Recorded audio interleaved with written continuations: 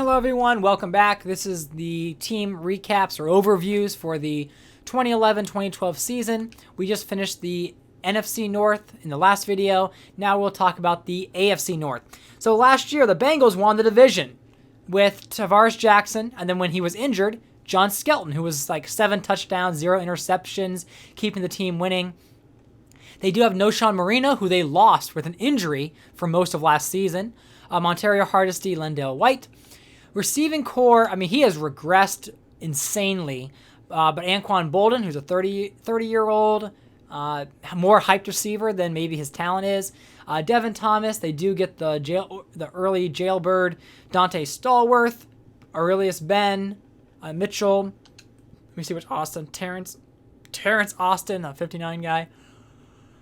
They do have Tony Gonzalez retired, so they have Matt Spaeth, Kellen Davis, and then Billy Miller, who won a Super Bowl with the Texans a long time ago. Also, they drafted Anthony Costanzo. They have Reggie Wells, Dan Copen, which I don't know why he has the wrong skin color face, but it doesn't matter. Who cares? Ben Grubbs, who's been solid for them. I mean, in real life, he was with the Ravens, but this time he's with the Bengals. Then they have Kevin Booth, Wang on offense. Really, they're supposed to be right now they're more of a running offense because of Marino. And then these passing options, they're good on paper in the sense of in my league. Like we look at Anquan Bolden's stats here these last few seasons. He had 915 yards, 6 touchdowns with the Bengals. During the Titans, he was he was not with them, the Panthers. This is when I transferred over. But he's only been around 700 yards because they drafted Greg Jennings in Tennessee. But now he's back to being more of a number one receiver. We'll see if he's able to keep that up with the Bengals and with such a low overall. And then Stallworth was very good when he was working with the Jets. I mean, look at that. With the Saints, okay, when did he start? Like maybe he was just all right with the Saints. But once he went to the Jets with Alex Smith, boy, did he take off. And then finally he was moved to the Bengals. He had his prison year, so they got rid of him, but he's getting his career restart with the Bengals. We'll see if stats be damned, and we move straight toward how they play. So here we are with their defense. Justin Smith, Lawson as linebacker, so they are running a 4-3 as opposed to they're running a 3-4 instead of a 4-3.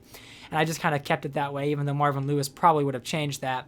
We have Gooden and Hayward, and then, of course, Gerald McCoy up there in the middle, a rookie last year, just top-notch, what they needed on the inside. We see Ray Edwards and Baker. Eric Wright, who went to Cleveland in real life, never went anywhere really in his career. He is their number one cornerback. He has progressed well. We see, I think, Tenard Jackson there in his 5th year. And we have Kenny Phillips on defense. They're not a standout defense, but they were good enough to make the playoffs last year. Then we have McBriar and Houston. So they have a chance of making the playoffs again. I don't doubt it. I mean, it's all going to rely on Tavares Jackson, 1, if he's healthy, and 2, if he's able to play like he did last year. I think, and they didn't do great in the playoffs, but that's very common Bengals. Now, Cleveland is another story. So we're in Jim Tressel's 2nd year, and so I have a lot of Ohio State people favored. They did draft Terrell Pryor, who I can't imagine throwing with him, so we're going to see. And if I don't have a good playbook with read options, it's not going to work. But we have Terrell Pryor, Sr., throwing to Anthony Gonzalez and Robisky, two Ohio State wide receivers. We have Brian Walters, Jordan Norwood, and Dominic Hickson from Akron. Slayton, Joyke Bell, and Obanaya. And there is Josh Cribbs, who is more of a return man. I put him at halfback because halfback is easier to insert for plays like Wildcat. But their main man is going to be Peyton Hillis. So even though he's put as fullback, I will be using Peyton Hillis as a running back for the Browns, like he was in real life. His real Madden cover year was last year, so he didn't really explode. But as you can see, when he was with Seattle as a fullback, he still got touches. I mean, he had decent attempts for a fullback, getting decent yards, but also that 1 year with 10 rushing touchdowns. He was the bruising back. So Cleveland will be using him in that role. O-line's pretty solid. You got Joe Thomas, Chris Schnee, Pouncey, and then you also have McQuistion and Shane Olivia. They did sign Ben Watson. They had Watson in real life around this time. Billy Bajima, the former Patriot, and then Gary Barnidge, who has not really risen to any sort of expectations. They did draft Phil Taylor in the second round when he slipped. So they have B.J. Raji and Phil Taylor, two big men up front. Great run stoppers there. Cameron Wimbley is still with the team, and Vernon Golston. We'll see how long Vernon Golston stays, probably as long as Tressel stays. They do have Stanford Routt, who is sort of their Joe Hayden, great cornerback, 28, superstar. Really glad with his progression. But they have Jeff King, Owusu Ansah. They got Lee Bodden, who was formerly with Pittsburgh. They have T.J. Ward, who they did draft in real life the year before. Leonard, Sean Jones, and Abram Elam. John Beeson, who's kind of been their Dickwell Jackson for them, that solid linebacker. They drafted Bruce Carter in the first round, and he's, normal dev, not great, from North Carolina. So instead of going with, I think it was Robert Quinn or Daquan Bowers, they ended up going with Bruce Carter. So he's a middle linebacker. I'm putting him on left side with Maeva. At left outside linebacker, they signed E.J. Henderson from the Patriots to be that veteran presence in the middle. And they have, I think that's John Ryan there, and drafted Alex Henry. Henry was drafted by the Eagles in real life. I can't expect much from the Browns. I don't expect, and the Browns are the only team that has not made the playoffs in my reality. Every other team has. So we'll see if I'm just being overly bad to my Browns or if they're just playing as you would expect. Now we're going to move to the Baltimore Ravens, who've also had challenges. Now they will be going with their starting quarterback last year, Josh Johnson. And there was a major QB carousel. They do have Colin Kaepernick, who may get a chance this season. And Kafka was a rookie last year who just obviously did not play well. They do have Demaryius Thomas, Dwayne Bowe, Chris Chambers, Kiri Colbert, and Cecil Shorts. So Bowe has not really risen to expectations. Demaryius Thomas definitely has that option. We got Ray Rice, and he will get knocked out of the league when the time comes. We have Rashad Jennings, and they do get Willie Parker, the former Texan. James Cook, Kevin Boss, I don't need cons. But they do have Cook, who's been a solid tight end. But Tony Pasho, Sean Andrews, Sullivan, Garza, and Streif. Pretty solid offensive line there for the Ravens.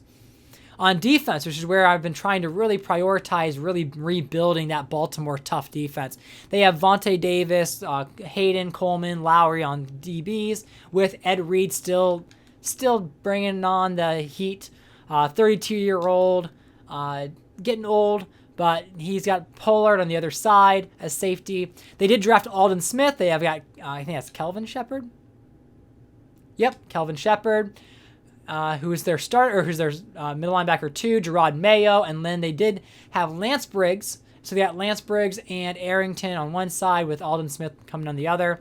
And then Mebane and Jarrell Casey. Casey will probably be, he might even move to left end in this 3-4 set. Because they do have Lamar Houston, but Ty Warren, who is from the Chiefs, he's also getting older, so he might likely be replaced at some point.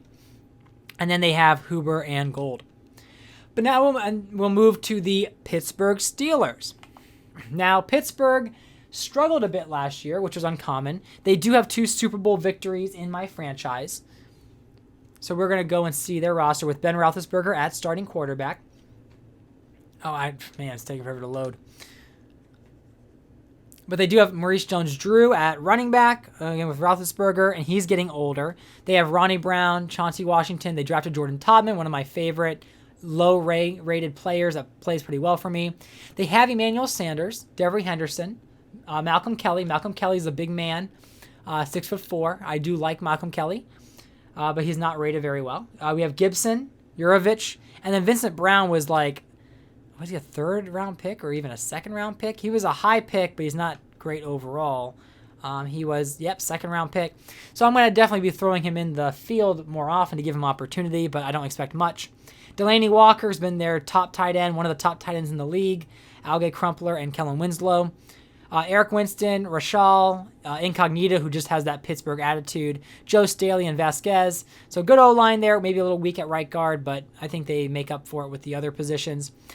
Big man, J.J. Watt, just insane that he landed on Pittsburgh. But they have Tambahali, Doomerville, Watt, and Williams. They do have Aqib Talib, McCourty, David Jones here, 25-year-old. And then, of course, Tremaine Brock, Dante Hittner. Just even though they never got Troy Polamalu, Whitner has made Troy Polamalu irrelevant with Pittsburgh, not even missing him. We have DJ Williams, Porter, There's Bell and Brandon Spikes, who Brandon Spikes will eventually become the starter. I don't know how much longer. I'll stick with Kendall Bell, the 31-year-old. And then Deshaun Goldson, who was a Super Bowl MVP one of those years. We have Morstead and Reed. So my prediction is I think Pittsburgh's going to take it this year. I think they're going to win the division. I think Bengals will be second, Ravens third, and Cleveland Browns in last place. So let me know what you think the order is going to be in this division. Who do you think is going to surprise us? Who are you betting on? But thanks for watching. We have more videos to come.